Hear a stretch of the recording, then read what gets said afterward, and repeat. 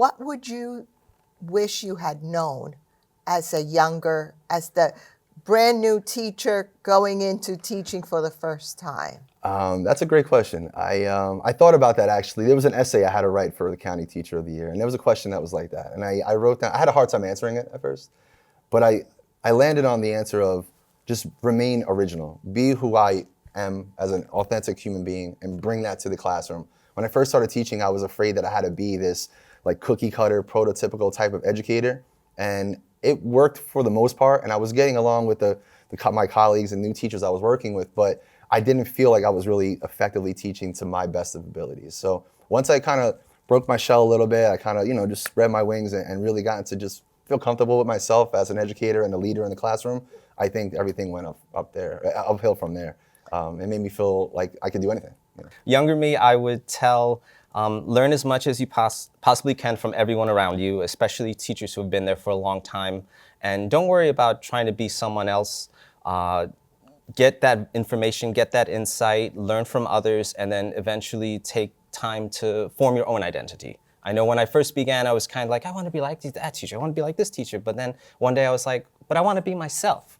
So I took what I learned, took what I gained, and I mixed it in with stuff that I think I know or have gained myself in order to be who I am now. So I wish I didn't put so much pressure on myself. That was something I did my first year where I stressed out a lot and I kept thinking I had to be absolutely perfect for the students, but I think I needed to realize to take a deep breath, and if the lesson didn't go well, then it didn't go well. Move on, try and do a different way of teaching the students. So definitely less pressure on myself, and just to try and have fun, and because it is a job, but also trying to make it fun. So I definitely, that first year was very stressed, but now I trust the process and I'm learning and I've been growing, and I see a huge difference between my first year and my 12th year. You have to be flexible, more flexible than maybe I was in the beginning. Go with the flow, and each of these children are unique and individual. They come to you with problems you don't know about. Sometimes sometimes you don't. You have to be careful, how you deal with everybody, and just, trying to be understanding and patient with everybody. That's it, because they're all individual. That's what I like about teaching. Each year you come in and it's a new set of students with different personalities and ideas. I actually was fortunate because I had a teacher that mentored me when I first became a teacher. And I kind of like the fact to tell the new teachers today, never give up. Always be persistent. They will try to fight you. The kids will fight you along the way, but be persistent and they'll get what you're asking them to do. So never give up? Never give up. Guess I wish I would have known that you have different learning styles. Like all children don't learn at the same time. You have to know how to differentiate instruction to meet each child. So I can't just plan one activity and think that all the other children are going to get it, boom, like that. You have to repeat activities and check to make sure they fully understand what you're asking them to do. So when I first started, I just was like, oh, we're going to read this story, and I'm just going to say who was the characters and where was the setting. But you have to read the story multiple times, and you have to explain it to them. You can't just read the story and that's the end of it. So I had to learn things like that. I think the biggest component, and this is kind of not just in teaching, but just in life, is relationships and community, and the importance of building the relationships in the community with the students, with the families, with your coworkers, with everyone, because these are the people that are going to influence and pour into the students, as well as just knowing that they have that relationship with you, that they can confide in you. Oh, Miss Albright, I'm not having a good day. Can you check on me this time? Or the parents reaching out, like, we're struggling with this. What are your thoughts? Or how can I best assist? So building those relationships then builds capacity and allows the students to know that there is a community, and then there's the backbone of them if they ever need anything. As a teacher, I feel like fostering a great connection with students, because that's like the first thing. once you build that trust and connection with your students, I think 50% of your job is done.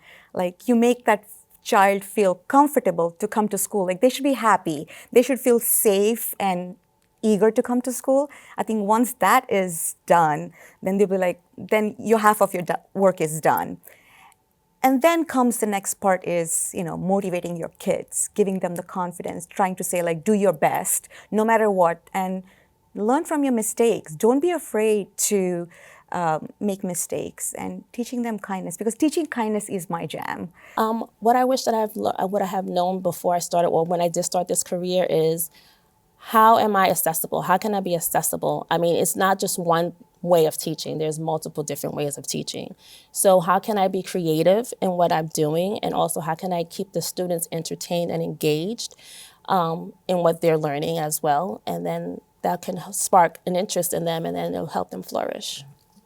I think when I started teaching, it's so hard, right? Like you just want to kind of make sure that you're getting through what you need to get through. But as the years, have been going by, I've become more creative. I don't think I was as creative in the beginning because, I was coming from a different, background, and then learning, how to become a teacher, how to connect with the kids, how to help their parents also. I didn't feel as creative, but in the past, several years, I feel more creative, and I feel like, I wish I was more of that way when I was younger and started out teaching, but at least I've learned along the way, and not, I've learned from other teachers how to be creative, how to incorporate different activities or ways of doing things, techniques in your teaching to kind of like lift it, to, make it more effective and fun for the kids. Any teacher coming in should know, give yourself grace, have some patience, be kind to yourself. There's going to be hard days, there's going to be tough days. Ask for help, find a mentor, find somebody who will help you through the tough times, because in the end, it's all worth it, and it's always for the children, and that's what's important.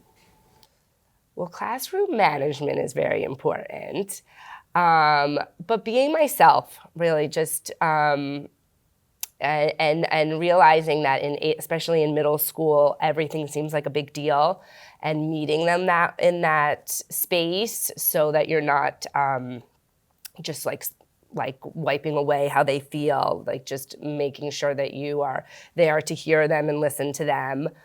And really using your hands as much and having fun with them. That's what I would say to anyone wanting to be a teacher. Do you feel like doing something different every day, wearing a different hat every day? So I kind of wish I, knew that a little bit. Make sure that classroom management is tight, and just be myself. I think to have more confidence in myself. I think I was where I grew up was much different than Jersey City, so that was a big wake-up call for me, like being in a big city and trying to get my bearings straight with that, and having a different population of students that I'm used to. And, so at times it was difficult to try to figure out how to reach certain kids, or and trying to implement everything all at once, and you talk with different teachers, and they say, do this, do that, and then you're overwhelmed by so much. And I feel like if I could have more confidence in, like, you could do this. I mean, I still tell myself that every day is September, even after a break, like, Oh, I know. you got this, you got this, you know what you're doing, but, it's like mind over matter sometimes. So, like, everything will be okay. Just implement, like, a little bit at a time till you feel comfortable, and then you could always incorporate more in. So you still get the butterflies in September? Mm-hmm. Yes, I do. It is both rewarding and challenging. And when you hit those moments where you feel like you can't do it all, just know that you learn to manage it all. I think there's a huge difference. Sometimes you can get overwhelmed by everything that is presented before you, but you do learn to manage it all. That is my wisdom. I think I wish I would have known how important social emotional learning is. That leading up to where I am now in my educational path, I think that was sort of overlooked, I would say. But now there's been so much more focus on the social emotional aspect of learning. And I think that's something that we need to continue to focus on. You know, it's very important to get children to identify these emotions and to learn how to handle and regulate these emotions. I think in order to be a successful teacher, you have to use your best qualities and use those best qualities while being mindful of the cultures in your classroom, by being mindful of maybe some of the trauma that's going on in the classroom, and use that to facilitate your connection to the students and also the expectations. Always should make sure your high expectations are the norm. I think that it's very important that when you are helping teachers, it's similar to helping students. You have to gain their trust, and that's one thing you have to do. And then you have to make them feel comfortable in what they're doing. And you have to also make sure that they understand that you do have the knowledge to help them. But at the same time, you are learning together. One of my favorite quotes is docendo discimus, which means we learn through teaching. And I have always thought of myself more of a learner than a teacher. But through the teaching, you're learning continuously. And I think that that's what I did with my students also in the classroom. They are much more comfortable when they see that you are interested in learning. Just really stick it out and get to know the kids. The kids have a lot going on in their lives, and not every kid's going to be coming in and super happy to see you or do all the work. So it's really important to take a deep breath, know that the kids may be having a bad day, find a way to make it good for them so you could have a successful day and they could have a successful school career. I've learned so much in these past 20 plus years. I came into this job not really knowing what to expect. Coming from the fashion world is completely different, obviously, from education. But I didn't know that I would fall in love with this job and how much of an impact I would make. I still see some of my students that I had from the beginning. I'll see them around Target. I live in Jersey City, so I'll see them around the area, and they remember me, and I hardly recognize them. Now they're adults, they're going to college or whatever they're doing, and it's wonderful to see that, and it really it makes my heart happy. What message would you share with the community about teaching, the profession, and how to help children? I think our community, because we don't work for the community, we work with the community. So I think it's very important that they see the work the teachers put in every day. We try to nurture children with the best lessons, with the best ideas. We share perspectives. They have a voice. And we are resilient. We work very hard and tirelessly. My children even, they see me putting up lessons together at nighttime, and that's something that I want them to see. My students as well. Today, I was able to see 2 of my former students, and that is something that's very rewarding. Well, I think teachers are the biggest influencers. When you think about it, we have the job of touching all of the students' lives. We're teaching future doctors, future lawyers, future finance people. I mean, we have an incredible job of touching the lives of so many people. So I just would encourage more people to become teachers because, wow. First, I want to thank the community because I've been working in the district for 26 years and I've made so many connections in my school community, in the neighborhood.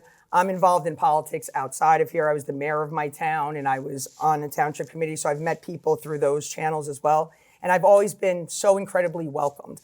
The people who live in our neighborhood, every morning, walking in, everybody's so nice, we speak, we talk, and that is really important because if I feel connected and I'm only here part of the year, if we build that around our kids and they feel welcome and feel part of a community, it's going to help them with their education. Because again, when kids feel safe, when kids feel calm, when kids feel welcome and heard, it makes everything better. So when people get involved in their community, I know we have a mom in my class who runs Jump for Jerry, and she builds this whole big community organization to get kids involved in something positive and work on their education. And I see that growing. I'm like so taken aback by how beautiful that is. And when I see community members, either where I live or here, I just love to see people giving back to the young people. I think kids are not afraid of math. I think they're afraid of the struggle. They're afraid of being wrong. So because it's hard, that's it. They don't like it and they give up before they start it. So I try my best to make the classroom environment feel safe and welcoming and allow them to know that it's okay that you don't know it. Like it's okay to fail. You're never gonna get it the first time. And if you did know everything, you wouldn't be in school. Yes. You know, you wouldn't be doing anything. You wouldn't grow if you knew everything. Support them as much as possible to make sure that, as much as possible, because I know there are social factors that may impede certain things from happening, but, you know, try to make sure they get enough sleep, that they do their homework, just monitoring, checking their book bags to see what's in their book bags, you know, and communicating with teachers, because I think that triangle is so important, you know, teacher, parent or guardian, and student is so important for the child to achieve success. So just being involved as much as possible. Just be involved, you know, be involved in your kid and make sure that they know that school is number one. I tell my own children, I'm like, that's your job. You have to be good at your job, right? And I make it known to them that it's not a place to fool around. Yes, you want to make friends, but you have to be serious about your schoolwork because that's what equals success later in life, right? And that's what we want for our children. I want my children to be successful. I want my students to be successful. And I'm sure all their parents want them to be successful, right? So that's what I would say. Be involved. I would say for the community to have an open mind. Everything is a learning experience for our students to become successful and, you know, beautiful citizens in the community as well. So to give them that experience within the community and have patience and have an open mind for them to create experiences, I would definitely recommend to do that. I would hope the community will understand that every child has a place in the community. We all learn differently, but we all can learn, okay? I would ask the community to please understand that some children just need more time to learn, or they learn in a different way. They need for us to model. They need us to prompt them. We need to go through the prompting of hands-on and then gesture and then just giving them the verbal cues in order to do it. I would tell the community to be patient and please accept these children because they are somebody's child and they love them. I would share with the community to get involved because parents is very, very important when it comes to education. Parents makes the big impact on students and the school.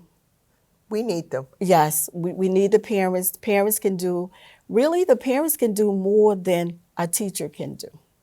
Absolutely. Yes. They are the number one teacher. Yes, they are. And we support that. Yes, very much. They say it takes a village to raise children. Well, it takes a village to teach children. I think everyone has to be involved, the parents, the whole staff, just as a community, be there for other children and do what we can to raise them.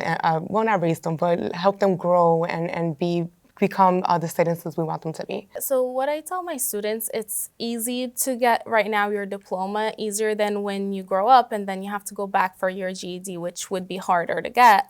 Finish it now and then you can do trade school, do college, whatever career you see yourself going into. But the importance of having your diploma, that's like the first step to get into anything. What would you share with the community about the early childhood program we have? Our early childhood program here in Jersey City is one of the best programs. I have never taught 3-year-olds. I'm a little scared of them, but if they come, we will, we'll do our best. But be patient, trust your teachers and the assistants, and know that most of us who are in pre-K have children too, or had children that have gone through the program, and we want what's best for them, but give us a chance. Let us do our jobs. It's just amazing. We do really cater to the children, and we put all their interest into any type of academics. And I think just trust us, be patient with it, and your teachers only want the best for their students. Every one of them. Every single one. I call my class and our school home, because they spend majority of their awake time with us. So we are their school family. I always want to make sure that my kids feel seen, heard, and embraced, so that they, feel at home and in place in school. I don't want anyone to feel, if somebody has little victories, we celebrate them at home. One of my students just told me, just got back from maternity leave, and she said her mom is pregnant, so we're having a pregnancy party. Or one of my students has a soccer game. I try to make sure that I show up for them. Just those little things that make us feel connected and a part of a family. What do you enjoy about teaching? With the little ones especially, they come in and they know very little. And then when they're ready to go on to the next grade, they know so much, right? So you've seen them in September. September is very hard for all teachers, but I think especially with the lower grades. But once you have the routine set, just to see them grow and to see how they learn for June, then you have to let them go to first grade, and you're like, you want them back. Yes, and they just know so much. And when that sparkle in their eyes, when they get it, it's very rewarding. What's not to love? I love the children. I love how they love. You get all the love. It's like, if you're ever missing any love, you come to work, and I love your shoes, I love your shirt, I love your pants, I love your hair. They love you, just so much. And it's just, I feel, it's the foundation. Absolutely. And I don't think there's any grade where you see that much change. Like a September student compared to a June student is a whole nother world, and like around January, February, when you see that change, it's the best feeling ever when they finally, things start to click and they get it and they start to read and they're just so happy. It's amazing. What I love about teaching the younger students, the fact that I'm very invested in their education and their learning. What I love is the fact that their minds are open. They're willing to learn. They're not judgmental at all.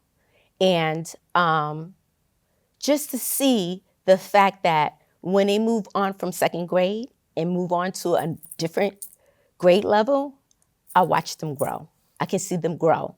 And for them to always come back after second grade to say, hey, Miss Wilson, how you doing? Or, just a little note, or just saying, you know what, in fifth grade, when they become fifth grade students and they say to me, you know what, in second grade, you gave me the motivation to become better. That's what I love. I find it rewarding because students feel like they can accomplish something, especially instrumental music, where we're playing a piece of music and they just can't get it, and eventually they're able to get it. And I hear a lot of yes. I hear a lot of yes, and that shows me that they're at least trying, right? And then they're focused in order to play what we're trying to play, yes. It's very rewarding because, they can get it and they can understand how to do it. So that's my main thing, is just understanding how to do it. I would say what's great about teaching is you really need to be yourself in the classroom. And so that's one really positive trait of teaching. And then also there's so many great teachers already in the schools you can rely on that it's going to be challenging at first, but lean on your colleagues, right? I have so many great teachers from when I first started teaching and now still at PS 38 that I can go to with questions, who will support me, who have advice, who have been doing it for longer than I have and have seen things I haven't seen. And because of that, it's so helpful to talk to them. So my mom actually is a world language teacher at 23, and seeing her become a teacher and just like the whole process of being a child of a teacher, just like seeing how she shaped the minds of so many students, like meeting students that went to college and became like adults, and then seeing them interact with her later in life. They're just like, because she's called Señora Mackenzie, and I'm just like, wow, this 30-year-old knows you? And she's like, yes. They're like, I'm a doctor now, and I do this, and they're like, now I can speak Spanish like fluently because of you. So essentially, like that joy of helping, I found that through the multicultural, teaching dance and everything to students. And then now as a teacher myself, like it truly, like right, even today, seeing some kids who now go to Snyder that I just had, that just the joy that they have, they're like, I gotta show you this thing I did, Miss Mackenzie, and this thing too, and I work in this production now. And I'm just like, ah. Things that are most important to me in my class and what I want to leave to my students is that I made it fun, that I made it interesting, that I made it relevant, the class. But that also there was discipline, there was structure. You know, I think that's actually one of the most important things. Before you can have the fun, before you can do all the activities that I like to do, the project-based learning, the jigsaws and debates and games and things, I think you have to establish that classroom management first, and the kids really respect you if you have order in the class, and then you can kind of have the fun there. But yeah, just getting kids to really love history and understand that history is not just something that happened in the past. It's not something that happened 200 years ago and is not relevant to today. It's absolutely relevant to today. It's definitely the work you put in is the work you get out. So it does go beyond the hours, but if you put in the work, the kids are so appreciative. They come back to you. They tell you the impact that you made in their life. I've had kids tell me that I was like a mother figure to them, and I didn't even realize I was doing that. I was just being me, but it made such a huge impact on their life that I feel like I made a difference, and that's what's important. It's very rewarding when I see my students come back, and some of them are security guards at Lincoln. Some of them have been working in food services. Some of the parents, I now teach their children. Some of my colleague students come back and I'm their teacher, but also people who I went to high school with, I'm now their child's teacher as well. And so it's very rewarding when you see these people that you help influence and you're making them model citizens in the world, and they come back and tell you their stories. Oh, I'm doing this, I'm doing that, or I got married. It's very rewarding. So, and also that my school, Lincoln High School, is the best hidden secret in Jersey City. I just need to tell you that. I remember being at 28 School. My mother was a nurse's aide there, staying after school and teaching students younger than me how to play chess and things like that. I remember an early memory of, at the arcade, a parent giving me a roll of quarters and asking me to use that roll of quarters to teach their son how to play Galaga. I don't know if you remember Galaga. No, I am not. And that, for me, was more fun than playing the game, like showing someone else how to do it and then seeing them succeed at the game. And just those little memories are things when I think about why I'm a teacher now, just some of those just natural instincts to want to help people to achieve things and learn things, and the kind of joy I get from that. I was always great working with kids. One of my first jobs was actually my cousin ran a party business, and I would make balloon animals. I would dress up in costumes. I was always around children, and I think that was my passion. Even one of my first other jobs was I was working at Burger King, and we had the special ability bowling camp come in on Saturdays and Sundays, and I was always working with them, just hanging out, talking to them, but I always had a passion for, communicating and working with children. Oh. Did you have teachers who inspired you? I can't name just one. If I had to name one, it'd probably be my older sister, who is also a Jersey City public school teacher. Oh, okay. She's a couple years older than me. I won't give the age out. No? But yeah, so again, I had that background, that passion for teaching, just that, working with children. And she pretty much, I was in college, she said, think about teaching, you're great with kids, you're great, you like sports, you like your technology. What about teaching? And I said, you know what? Here I am. And then this opportunity came along that they were looking for a teacher for the adult education course.